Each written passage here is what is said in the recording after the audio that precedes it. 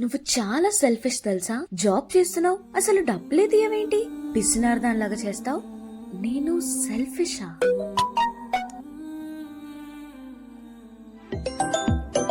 అమ్మో, చిట్టి కట్టాలరా. Uncle phone చేస్తున్నాడు. ఒక 10K ఉంటే పంపవా? సరేమా. అమ్మో, ఈఎంఐ 10K కట్టాలి. డైరెక్ట్ గా అకౌంట్ నుండి కట్ అవుతుంది చూడు, బ్యాలెన్స్ ఉండేలా చూసుకోమ్మా. సరేమా.